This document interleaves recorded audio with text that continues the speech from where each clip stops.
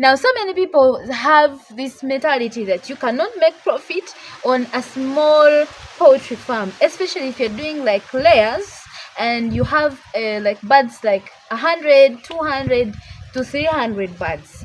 Some people believe that you must have a large number of birds for you to be able to make profit. In this video, I'm going to prove you wrong and show you how you can make profit even with a few birds on your farm. You are welcome to my YouTube channel. If you are watching me for the very first time, my name is Asperia. And for my returning subscribers, wow, I love you so much. If you're a small poultry farmer, the very first thing I will advise you to do, learn how to mix feeds for your birds on your farm. Now, I've done some research about the feeds that we buy when they're already mixed, and also the feeds that we mix ourselves. Okay, the feeds that we buy are somehow expensive. Much as they are very good, they are also expensive. You actually don't even know which type of concentrate was used. You just buy because you feel you can't mix this feed yourself. But then when you learn about mixing feeds for your birds at a particular stage, you realize that it is very easy and it is very cost effective. It reduces on the cost of production. When you go to the market, you find that a kilogram of the mixed feeds, it goes for between 4,500 shillings in Ugandan currency to 5,000, or sometimes it depends on the stage of the birds. So you find that the prices keep fluctuating. If the prices of maize change, they also change the prices. If the prices of maize bran change, they keep fluctuating. And in that way, it is very hard for you to track the amount of money you have spent in your birds. So learning how to mix feeds is very cost effective. So in our farm, we mix feeds using cowdaize concentrate. I shared the video about how we mix feeds for our birds. It is here. I'm going to link it in the description and in the comment section. Go check it out and see how we mix feeds for our birds, and it is very, very cheap. You find that if you mix the feeds, you have both the concentrate, you both the maize bran and limestone. You find that it is a kilo goes like up to 2,500 and sometimes below, depending also on the price of maize. So when you learn to mix feeds, you actually minimize the cost of production, and that enhances your profits. If you're spending less on feed, then you will get more money instead of spending much on feeds and then you get little money. And also, I would also encourage you to measure the feeds that you are giving your birds. Sometimes these birds can eat. I have never seen a day when birds actually feel satisfied. You put feeds, they want to eat. They will continue to eat and eat. But sometimes the feeds we give them are not necessary. So measure the feeds that are necessary for the health of your birds. Give them, and do not give them unnecessarily. You feel like my bird should be busy eating all through. Yes, they are going to eat that food and still produce the same amount of eggs. They are not going to produce 3 eggs per day. They will still produce an egg per bird per day. So make sure you measure the feeds and then feed them appropriately.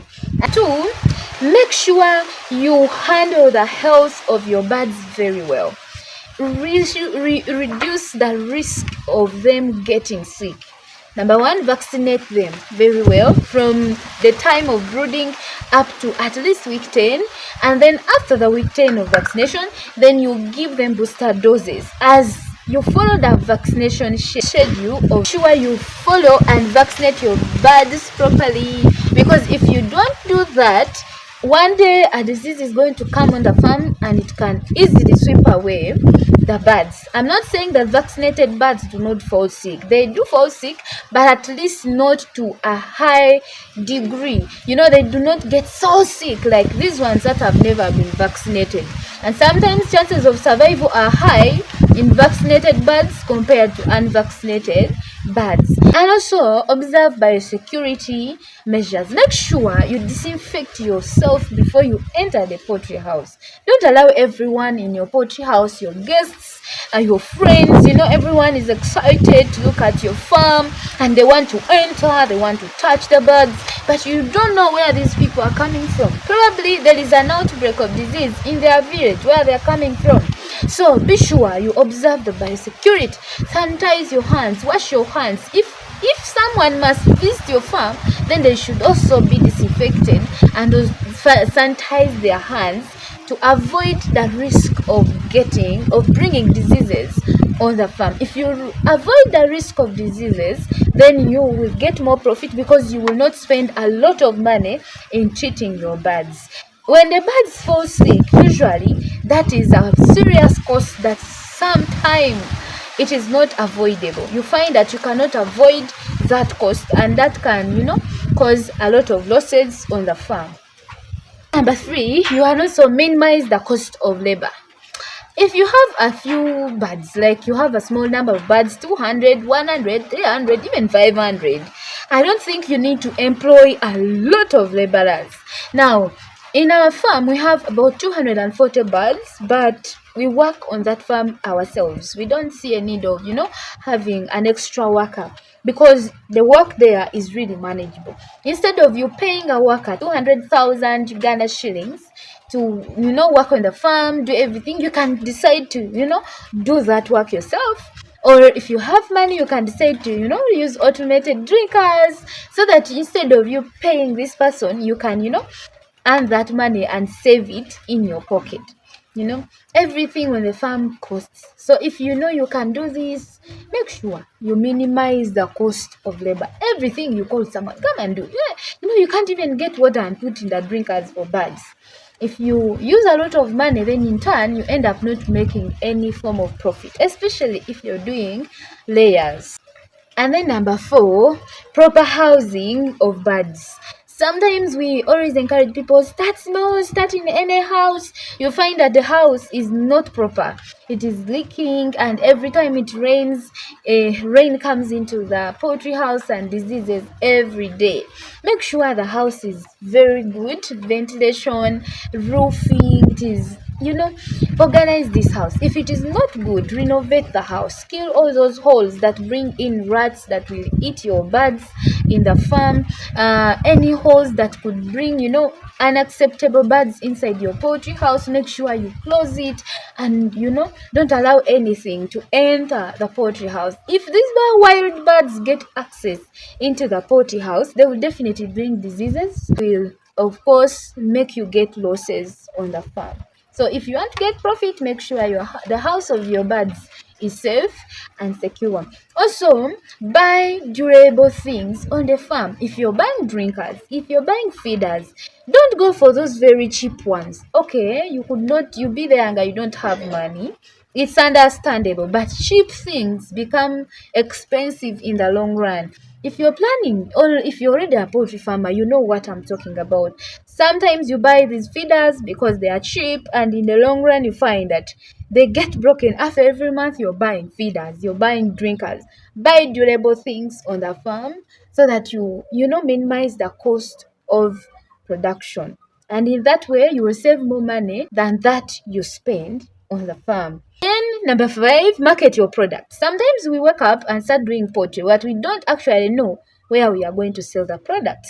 If you're doing layers, definitely the products are eggs for the start. Before you plan of laying off the birds, you have the eggs and you have to market them properly. Tell your friends, you guys, I'm selling eggs. As you go out with your friends, don't just sit with a whole store of eggs, yet your friends do not even know that you are a poultry farmer.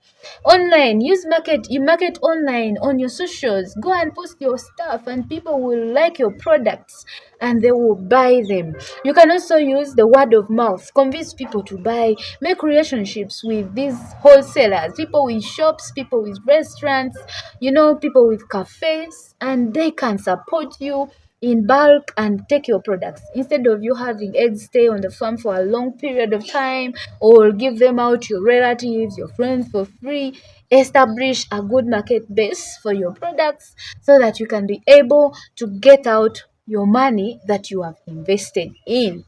And then lastly, track your expenses. Sometimes we just enjoy, having birds, buying feeds, bringing in and selling, but we don't actually know how much so far have I even spent. There is no way you can know how much you have made if you do not know how much you have spent on the farm. Record keeping is very important. I struggle with that in my farm, but I'm learning to improve that. Every cost that you make, every expense, every income that you make, you have to record, so that at the end of the day you sit down and evaluate your farm. You are able to tell that this is the number of eggs I have collected, this is what I sold, this is what I bought, this is my balance, so that you can know that at the end of each month I make this particular amount of money. In that way you are encouraged that your farm is making profit or it is not making profit, and then you are able to know what to do. Can I improve? What do I improve on? So that you can know, if my birds this month have not really done well, what was the problem? Was there any form of sickness? Did I get losses? Did they steal my products? You are able to tell where the problem is on the farm. And in that way you can make profit. Someone should not discourage you that small starting, that when you start small you cannot make profit. You can actually make profit, but depending on your mindset.